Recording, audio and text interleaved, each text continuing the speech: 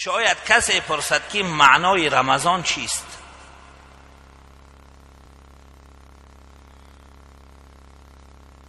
عالم مشهور لغت علامه خلیل رحمت الله علیه می فرماید که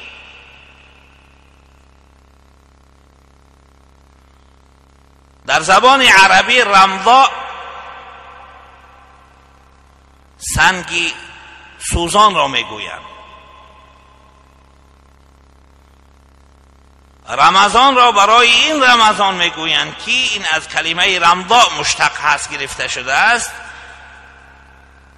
ماهی که گناهان بنی انسان را می سوزد و نابود می کند. هر چیزی که سوزانیده شد اون نابود می شود، دیگر از اون چیز باقی نمی ماند. ماه مبارک رمضان را هم برای همین رمضان گفتند که این ماهی هست که الله متعال گناهان بنی انسان را نابود می‌گرداند.